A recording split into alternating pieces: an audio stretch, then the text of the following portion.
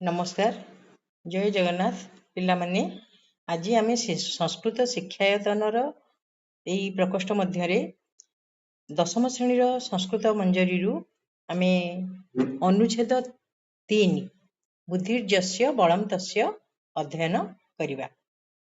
आमे पूर्वर दुईटी अनुच्छेद पढ़ी सारीछे। दुईटी जाक बढ़िया सुंदर सुंदर गप थिला। एइटी मध्य सुंदर गपटिए पिला माने तुम पाई गप माध्यम किपरि तुमको उचित मार्ग दर्शाई दिया जीवो यह भी गोटे प्रचेष्टा चली अनुच्छेद माध्यम भी। तेणु बढ़िया गपटिए जहाँ द्वारा तुम सुंदर कथा शिखिपार आदि देख बुद्धिर्जस्य बलम तस्य। बुद्धिर्जस्य बुझीपार पिला माने बुद्धि जार बुद्धिर्जस्य संधि विच्छेद कले बुद्धि ही युक्त जस्य बुद्धि युक्त 3 अनुच्छेद पिला माने व्याकरण कह जाई नहीं तार देहर प्रश्न पड़ो ना व्याकरण हेले भी आमर निजर प्रैक्टिस आमे व्याकरण को आलोचना कर पढ़ी चलुचे जमती आमर सहजरे मन रही सहजरे बुझीपर। तेणु बुद्धि ही बुद्धि युक्त 3 बुद्धि ही प्रकृति प्रत्यय गले जस्य माने जହାର बुद्धि जହାର बल ताहार तस्य माने ताहार ताले बुद्धि जହାର बल ताहार। आज आम ए विषय किछि पढ़िबा। देख एकस्मिन् सरोवरे एकस्मिन् एकः युक्त अस्मिन् एकस्मिन् सरोवरे कश्चित् कश्यपः प्रतिवसति स्म। कश्चित् कश्यपः कौनसी गोटे कईच कश्चित् कह युक्त चित् है कौनसी गोटे कईच बास करुथिला प्रतिवसति स्म। मूषिकः काकः मृगश्चैते मृगश्चैते संधि विच्छेद करदबा मृगः युक्त च युक्त एते ताले मूषिक अर्थात मूषा काऊ ओ च माने ओ मृगः अर्थात हरिण एते त्रयः ए 3 जन तस्य सखायः आसन तस्य माने कहार तस्य माने कईचर है तस्य सखायः आसन तार सखा थिले किए किए मूषिक काऊ और मृग। एकदा स्थलमार्गेण अन्यम जलाशय प्रति कश्यपः गच्छति स्म। एकदा एकदा कहले थरे थरे स्थलमार्गेण अर्थात स्थलमार्ग देई अन्य जलाशय प्रति कश्यपः गच्छति स्म। कश्यप माने किए कईच गच्छति स्म जाऊ थिला बुझेला पिला माने थरे से स्थल मार्ग दे अन्य कौनसी गोटे जलाशय को जाउथिला बुझेला। एबे देखिबा ताले तम कश्चित् व्याधः तम कश्चित् व्याधः बध्वा बध्वा माने बांधी से जाउथिबा समय रे कौनसी गोटे व्याध माने शिकारी है बध्वा बध्वा माने बांधी बध युक्त त्वा स्कंधे संस्थाप्य स्कंधे स्कंधे माने कांधरे संस्थाप्य संस्थाप्य कहले पकाई कांधरे रखी सम युक्त स्था युक्त ल्यप कांधरे पकाई गृहम गंतुम उद्यतः गंतुम गम युक्त तुमुन गंतुम ताले गृहम गंतुम घर को जीवा पाई उद्यत हैला ताकू कांधरे पकाई घर को जीवा पाई कौन है उद्यत हैला।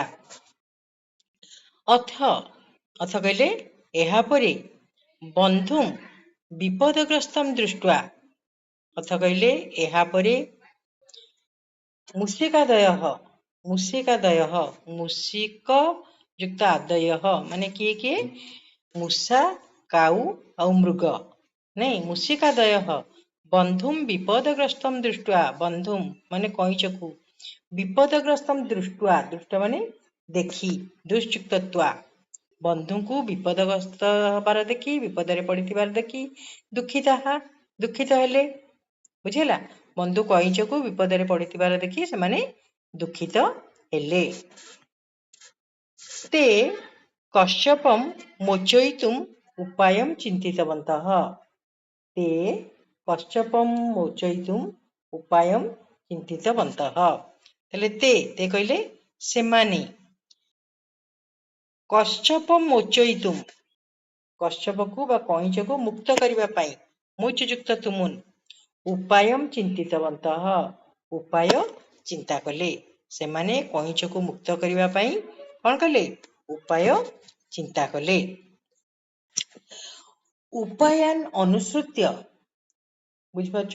ଉପାୟାନ୍ ଅନୁସୃତ୍ୟ, ଉପାୟ ଅନୁସାରେ ମୃଗଃ ଜଳାଶୟସ୍ୟ ସମୀପେ, ସମୀପେ ଯୋଗେ ଜଳାଶୟ ହେଇଛି ଷଷ୍ଠୀ ବିଭକ୍ତି, ଜଳାଶୟ ନିକଟରେ, ଜଳାଶୟସ୍ୟ ସମୀପେ ମୃତବତ୍ ଅପତତ୍, ମୃତବତ୍ ମଲା ପରି, ହେଲା, ଅପତତ୍ ପଡ଼ି ରହିଲା।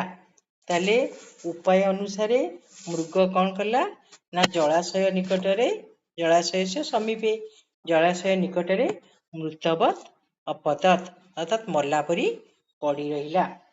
କାକଶ୍ଚ, ହେଲା, କାକଃ ଯୁକ୍ତ ଚ, କାକଶ୍ଚ, ଚ କହିଲେ ଓ କାଉ, ତସ୍ୟୋପରି, ତସ୍ୟ ଯୁକ୍ତ ଉପରି, ତସ୍ୟୋପରି, କାଉ କଣ କଲା?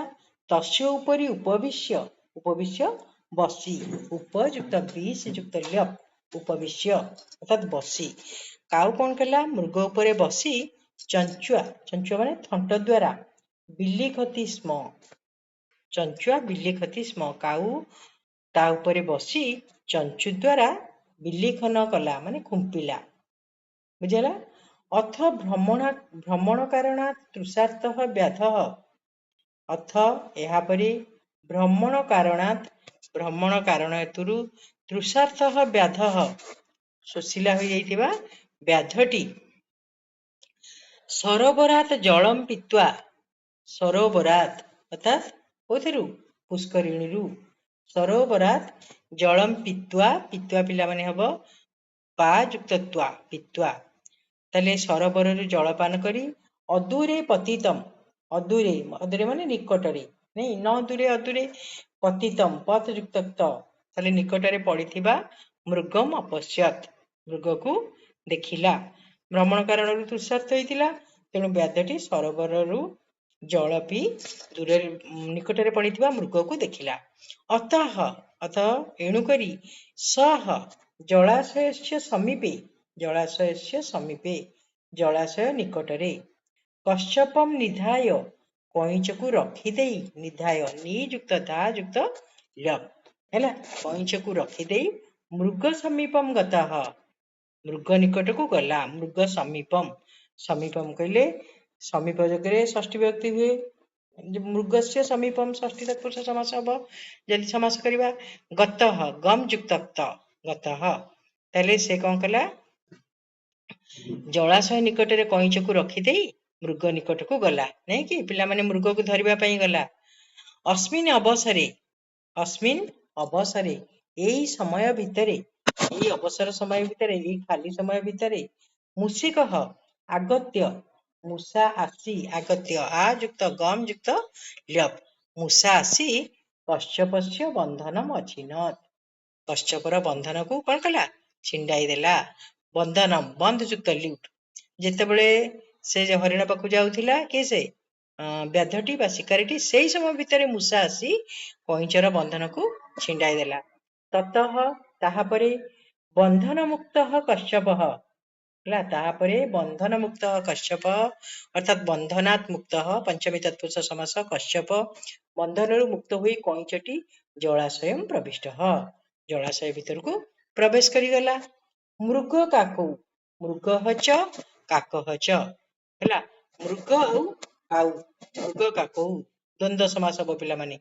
ମୃଗ ଓ କାଉ ଅପି, ଅପି କହିଲେ ମଧ୍ୟ, ଆଗଚ୍ଛନ୍ତମ୍ ବ୍ୟାଧମ୍ ଦୃଷ୍ଟ୍ୱା, ଆଗଚ୍ଛନ୍ତମ୍ ଆସୁଥିବା, ଆ ଯୁକ୍ତ ଗମ୍ ଯୁକ୍ତ ଶତ୍ରୁ, ଆଗଚ୍ଛନ୍ତମ୍ ମାନେ ଆସୁଥିବା, ବ୍ୟାଧମ୍ ଦୃଷ୍ଟ୍ୱା ଶିକାରୀକୁ ଦେଖି, ଦୃଷ୍ଟ୍ୱା ଦୃଶ୍ ଯୁକ୍ତ ତ୍ୱାଚ୍, ତାହେଲେ ମୃଗ ଆଉ କାକ ଏ ଦୁଇ ଜଣ ମଧ୍ୟ ଶିକାରୀକୁ ତାଙ୍କ ଆଡକୁ ଆସୁଥିବାର ଦେଖି ସତ୍ୱରମ୍ ପଳାଇତଉ, ସତ୍ୱରମ୍ ମାନେ ଶୀଘ୍ର, ଶୀଘ୍ର ଶୀଘ୍ର କଣ କଲେ?